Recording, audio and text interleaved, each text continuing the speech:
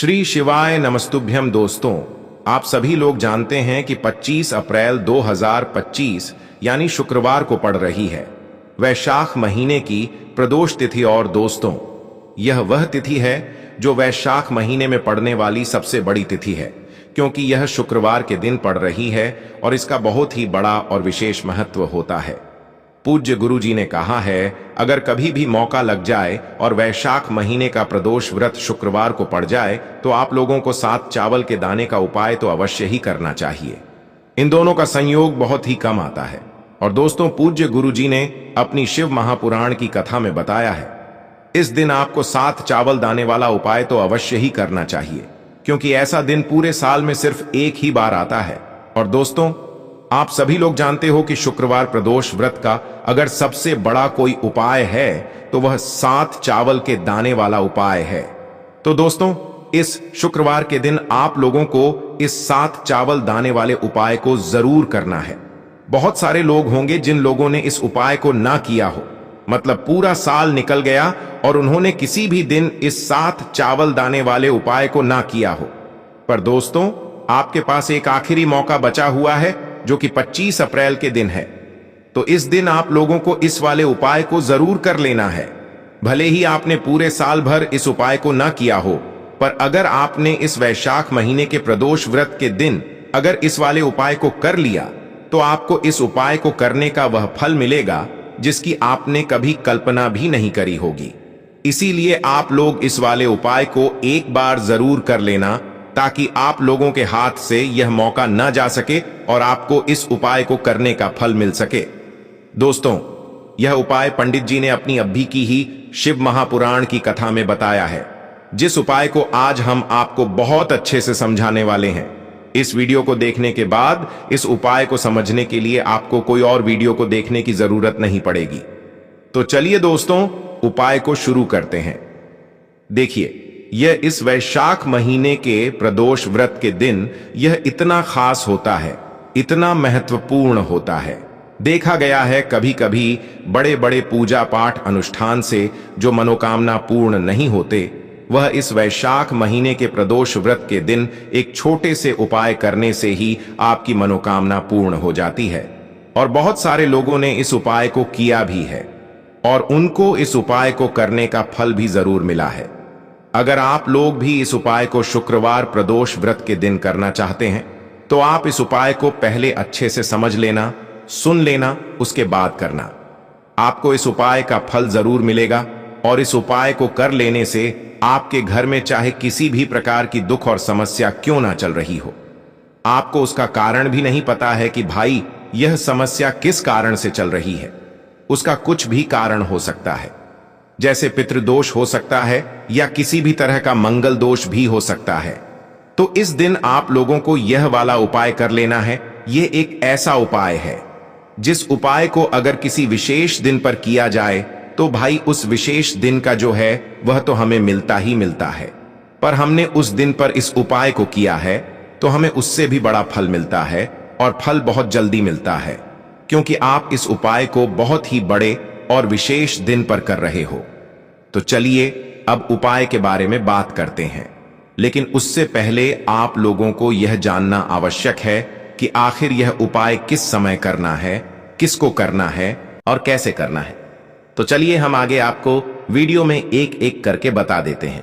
लेकिन उससे पहले अगर आप लोग हमारे चैनल पर नए हैं तो हमारे चैनल को सब्सक्राइब कर लेना और इस वीडियो को लाइक करके कमेंट बॉक्स में श्री शिवाय नमस्तुभ्यम ओम नमः शिवाय जरूर टाइप कर देना। और अपने फायदे के लिए, गरीबी दूर करने के लिए इस वीडियो को पूरा देख कर जाना, तभी आपको लाभ की प्राप्ति होगी। यदि आज आपने वीडियो को बीच बीच में से देखा, काट काट कर देखा, तो आपको जीवन में कभी सफलता हासिल भी नहीं होगी। तो दोस्तों, इस 7 चावल के दाने वाले उपाय को हमें इस प्रदोष व्रत के दिन कैसे करना है, किसको करना है, किस समय करना है और कहां पर करना है, ये सारे सवालों के जवाब आपको इस वीडियो में मिल जाएंगे। और जो ये वीडियो देखेगा भाई, उसको 7 चावल के दाने वाला उपाय जरूर करना चाहिए, क्योंकि इस दिन एक चावल के दाने का भी बहुत ही बड़ा और विशेष महत्व होता है। और जब बात आ जाए 7 चावल के दाने की, तो यह सोने पर सुहागा वाली बात हो जाती है और यह एक बहुत ही बड़ा उपाय हो जाता है। इस शुक्रवार प्रदोष व्रत का। अब हम समझते हैं इस वाले उपाय को हमें करना किस समय है। इस 7 चावल दाने वाले उपाय को हमें वैशाख महीने के प्रदोष व्रत के दिन करना किस समय है। तो देखिए, इस उपाय को करने का जो समय है वह सुबह का समय है और शाम का समय भी है।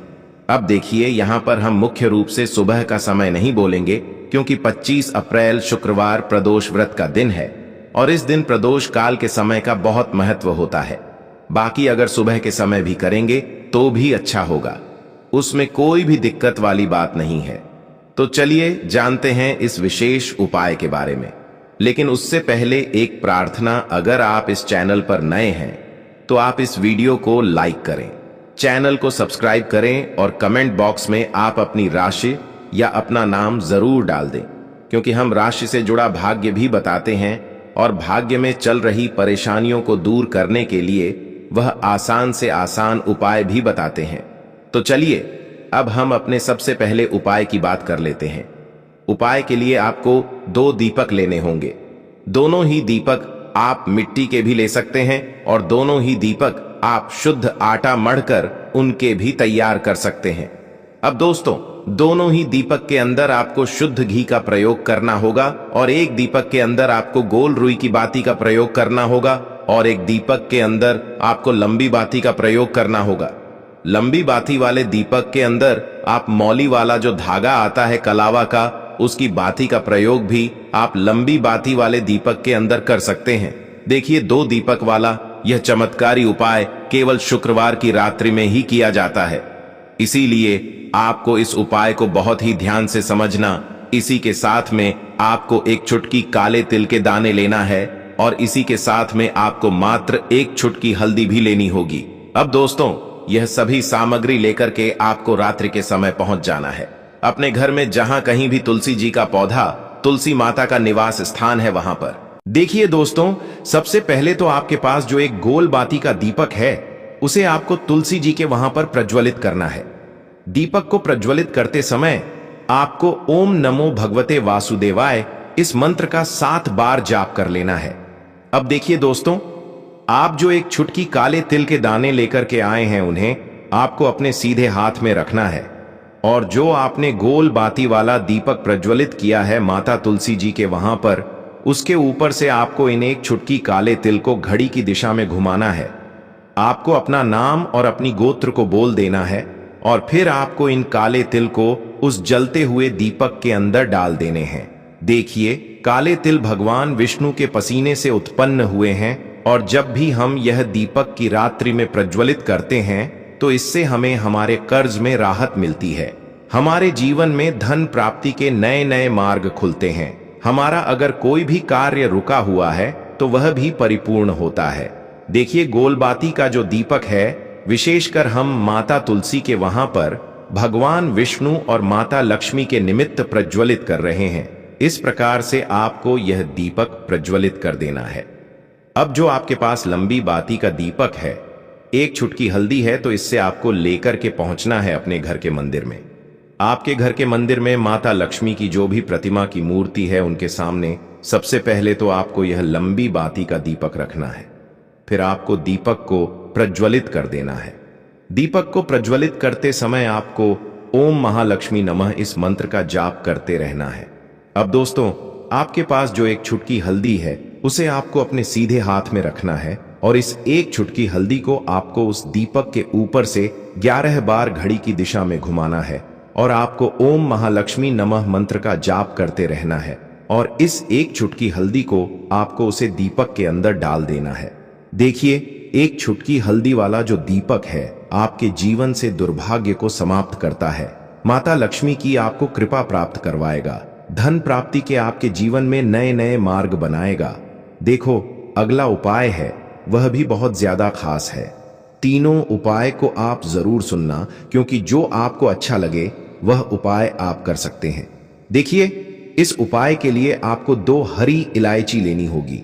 हरी इलायची आपको साबुत लेनी है, खंडित नहीं होनी चाहिए और इसी के साथ में आपको मात्र थोड़ा शहद लेना है। शहद आपको मात्र आधा चम्मच या फिर उससे भी कम ले लेना है और इसी के साथ में आपको एक दीपक ले लेना है। दीपक आप चाहे तो मिट्टी का भी ले सकते हैं और आप चाहे तो शुद्ध आटा मढ़कर उसका दीपक भी आप तैयार कर सकते हैं। इस दीपक के अंदर आपको मौली का जो धागा आता है कलावा का, उसकी बाती का प्रयोग करना होगा। यानी कि इस दीपक के अंदर आपको लाल रंग की बाती का प्रयोग करना होगा और इस दीपक के अंदर आपको शुद्ध घी का प्रयोग करना होगा। अब यह सारी सामग्री लेकर के आपको अपने घर में जो भी मंदिर है वहां पर पहुंच जाना है और आपको माता लक्ष्मी के किसी भी स्वरूप के सामने बैठ जाना है। अगर माता लक्ष्मी की फोटो है, माता लक्ष्मी की प्रतिमा है, तो उनके सामने आपको बैठ जाना है। अगर माता पार्वती की प्रतिमा है तो उनके सामने आपको बैठ जाना है। यानी कि किसी भी माता के स्वरूप के सामने आपको बैठ जाना है। अब देखिए, सबसे पहले तो आपको माता रानी के सामने थोड़ी सी चावल की ढेरी बना देनी है। यानी कि थोड़े से अक्षत के दाने आपको माता रानी के सामने रखना है। उसके बाद आप जो एक दीपक लेकर के गए हैं, उस दीपक को आपको उन्हीं चावल के दानों के ऊपर रख देना है और फिर इस दीपक को आपको माता रानी के सामने प्रज्वलित कर देना है। देखें, इस दीपक को प्रज्वलित करते समय आपको ओम महालक्ष्मी नमः इस मंत्र का लगातार जाप करते रहना है। दीपक को प्रज्वलित करने के बाद आप जो 2 हरी इलायची लेकर के गए हैं, उसमें से एक हरी इलायची को तो आपको उसी दीपक के अंदर डाल देनी है और वहीं पर आपको कम से कम 21 बार ओम महालक्ष्मी नमः इस मंत्र का जाप कर लेना है। अब आपके पास जो शहद है और एक हरी इलायची है, उसे सीधे आपको लेकर के पहुंच जाना है भगवान शिव के मंदिर में। पूज्य गुरु जी ने बताया है कि यह उपाय आपको सिर्फ और सिर्फ शाम के समय ही करना होगा। शाम को जब भी सूर्यास्त का समय होता है तो उस समय आपको यह उपाय करना है। लेकिन सबसे पहले तो आपके पास जो एक हरी इलायची है, उसे आपको उस शहद के अंदर अच्छे से डुबो देना है। यानी कि शहद का लेपन उसे हरी इलायची के ऊपर चारों तरफ आपको कर देना है। अब यह जो शहद से युक्त हरी इलायची है, इससे आपको भगवान शिव के शिवलिंग पर अर्पित कर देनी है और आपको वो श्री शिवाय नमस्तुभ्यम इस मंत्र का लगातार जाप करते रहना है। फिर इसके बाद आपको एक लोटा जल भी अपने साथ लेकर के जाना है। तो यह एक लोटा जल भी आपको धीरे धीरे शिवलिंग पर समर्पित कर देना है और आपको श्री शिवाय नमस्तुभ्यम इस मंत्र का जाप करते रहना है। फिर इसके बाद आपको अपने घर आ जाना है। इस प्रकार से आपको यह उपाय कर लेना है। तो चलिए दोस्तों, जान लेते हैं गुरुजी द्वारा बताए गए दूसरे उपाय के बारे में। देखिए, इस उपाय के लिए आपको लेना है 7 चावल के दाने। गुरुजी ने कहा है चावल के दाने खंडित नहीं लेने हैं, बिल्कुल साबुत होने चाहिए। उसके साथ में आपको लेना है एक बेलपत्र। बेलपत्र का भी एक नियम है, अगर आपके पास बेलपत्र नहीं है तो आप शिवलिंग से उठाकर उसको पुनः शुद्ध जल से धोकर इस्तेमाल कर सकते हैं। इस प्रकार आपको बेलपत्र लेना है। इसके बाद आपको एक लोटा जल लेना है। अब यह सब सामग्री लेकर आपको जाना है महादेव के मंदिर में। देखो, अब आपको उत्तर साइड में खड़े हो जाना है और सबसे पहले आपको एक बेलपत्र अपने हाथ पर और 7 चावल दाने रखकर शिवलिंग के ऊपर अपना नाम और गोत्र बोलते हुए समर्पित कर देना है और ओम नमः शिवाय श्री शिवाय नमस्तुभ्यम का लगातार जाप करना है। अब आपको जो एक लोटा जल साथ में लेकर आए थे, उसे धीरे धीरे बेलपत्र और चावल दाने के ठीक ऊपर आपको समर्पित करते जाना है और शिव पुराण के मूल मंत्र श्री शिवाय नमस्तुभ्यम का 11 बार जाप करना है और अपनी मनोकामना बोलते जाना है। देखो, बस छोटा सा उपाय करना है, देखना एक दिन आपके सब काम बनने लग जाएंगे। गुरु जी का बहुत ही विशेष उपाय है। चलते हैं तीसरे उपाय की तरफ। देखिए, इस उपाय के लिए आपको एक तांबे के पात्र के अंदर सबसे पहले अपने घर से शुद्ध जल लेना है। फिर इसी के साथ में आपको मात्र थोड़ा सा शहद लेना होगा। शहद आपको आधा चम्मच या फिर उससे भी कम लेना है और इसी के साथ में आपको एक प्यारी सी बेलपत्र ले लेनी है। बेलपत्र यदि आपको नहीं मिल पाती है तो भगवान शिव के शिवलिंग पर छड़ी हुई बेलपत्रों को आप पूर्ण शुद्ध जल से धो करके उपयोग कर सकते हैं और बेलपत्र जो है वह कहीं से भी कटी फटी खंडित नहीं होनी चाहिए।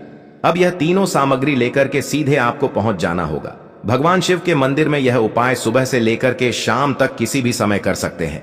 देखिए, सबसे पहले तो आपके पास जो शहद है उससे आपको अपने सीधे हाथ की चिट्ठी उंगली के जो पास वाली उंगली होती है, अनामिका उंगली, उसमें थोड़ा सा शहद आपको लेना है और इससे फिर आपको शिवलिंग पर, जहां माता अशोक सुंदरी का स्थान होता है, वहां पर आपको ओम का निर्माण करना है।